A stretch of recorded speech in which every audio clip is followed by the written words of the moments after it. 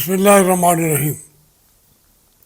Javed Hashmi official پہ خوش آمدید. میرے بچیوں، میرے بیٹوں، السلام علیکم. میں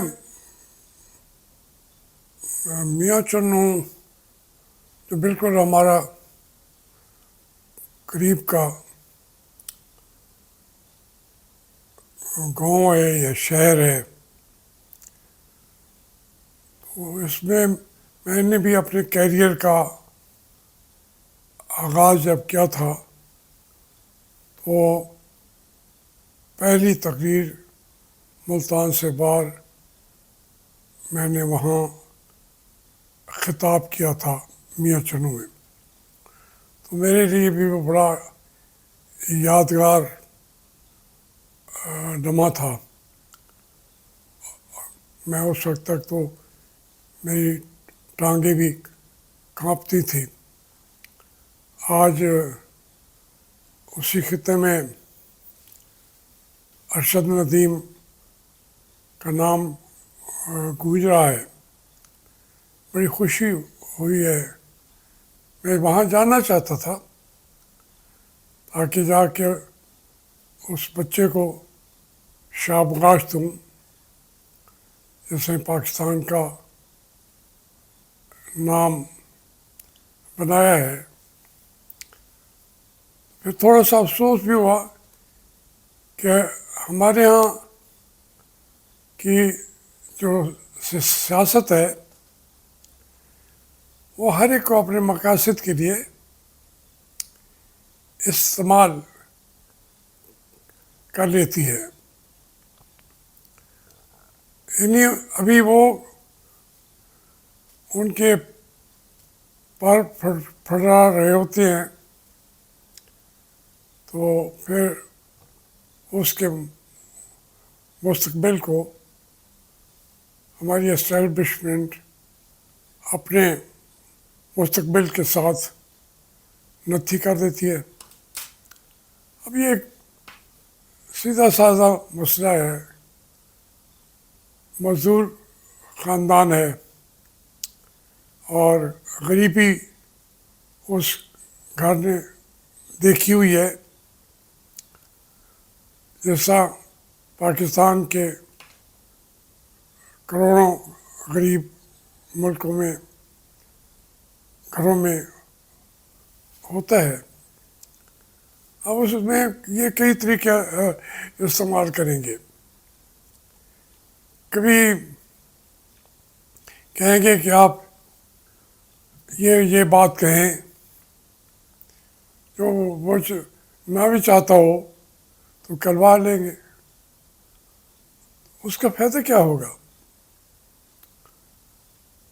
اس نے فوراً کہا ہے لاہور ایئرپورٹ پہ پہنچتے ہی کہ میں جس فیلڈ میں ہوں یہیں تک مجھے رہنے دے.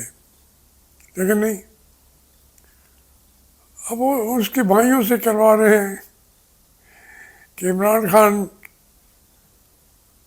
13 آدمی مل کے ایک گولڈ میڈل لایا تھا، وہ ہمارا بھائی اکیلے لے آیا ہے. کون ہے جو نہیں سمجھتا اس بات کو؟ یہ بالکل کوئی اپنا خون لگا کے، اپنی محنت کر کے اپنا ملک کا نام اونچا کر رہا ہے. اس کا اپنا نام بھی اونچا ہو رہا ہے. یہ اس کی اس محنت کے اوپر بھی اپنی نیم پلیٹ لگائیں گے، اپنا بورڈ لگائیں گے. اس کی محبت وطنی کو بھی داغدار کریں گے.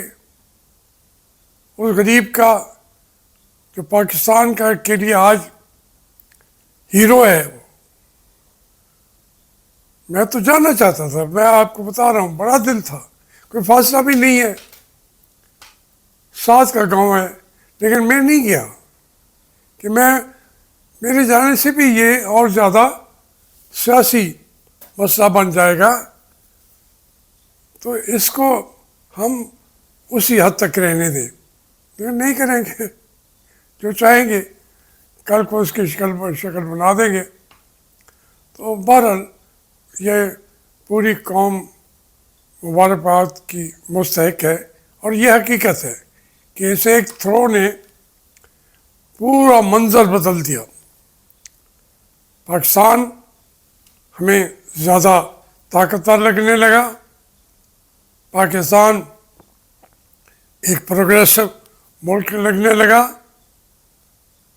اولمپکس میں ہم اس طرح جاتے بھی نہیں ہیں اور جانتے بھی نہیں ہیں.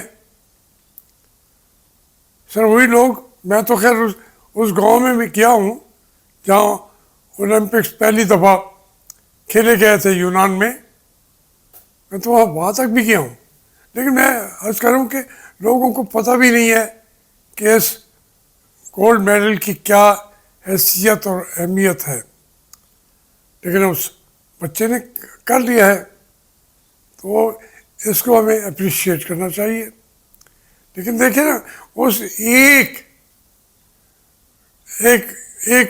اس کامیابی نے وہاں وہ جو پنجاب یا ہریانہ ہو گیا وہاں کا بیٹا تھا، تو اس کی والدہ نے کیا خوبصورت بات کی اور اس نے پہل کی. اس نے کہا بھائی وہ بھی اپنی چھوٹا سا ہے، وہ بھی ہمارا اپنا ہی لڑکا ہے، وہ بیٹا ہے ہمارا، اس کو گولڈ میڈل مل گیا تو اس کے اوپر بھی میں خوش ہوں. یہ بات ہے جو عوام کو عوام سے محبت کا پیغام دینے والی بات ہوتی ہے. یہ کوئی آرٹیفیشل طریقے نہیں ہے. ہندوستان اور پاکستان کے لوگ ایک دوسرے کو نفرت نہیں کرتے.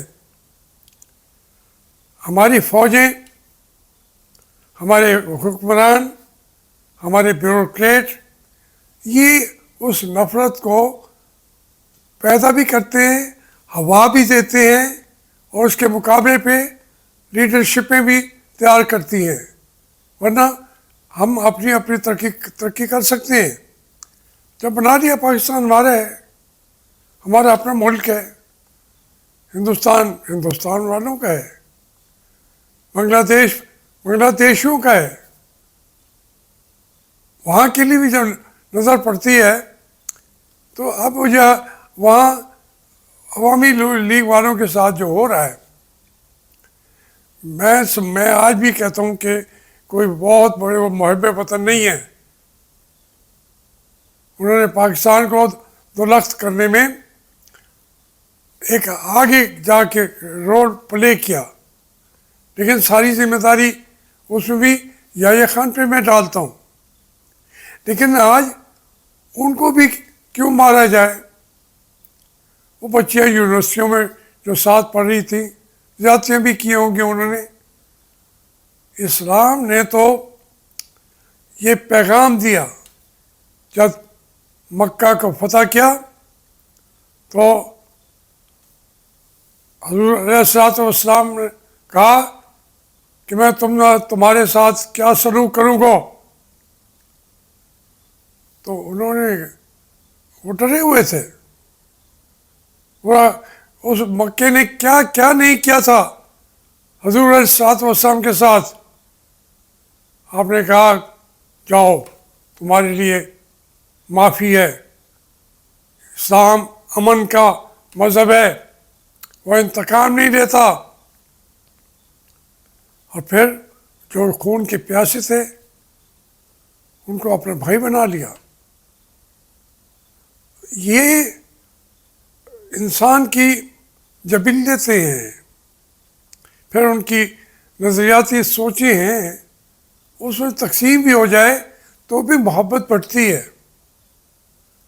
بہرحال یہ ایک ایسا ایونٹ ہے جس کی وجہ سے مجھے تینوں خطوں ملکوں کو جو پاکستان ہے یا اس کے ساتھ بنگلہ دیش ہے اور ہندوستان ہے، وہ سارے ہمارے سامنے چیزیں کھڑی ہوئی ہیں.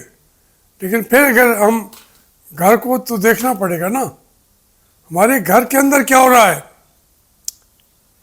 جو ہمیں ہر چیز اب کھل کے سامنے آتی جا رہی ہے. جو ادارے ہیں وہ کھڑے ہو گئے ہیں. پہلے ایک ہی ادارہ کھڑا ہوتا تھا، باقی جس طرح وہ نگاہ اٹھتی تھی آگے سب کو بٹھا دیتا تھا. آج ہماری عسکری قیادت کو بھی اداروں نے پوچھنا شروع کر دیا ہے. کل کی جو تقریر ہے جسٹس صاحب کی، بڑی آسان بات کی. انہوں نے کہا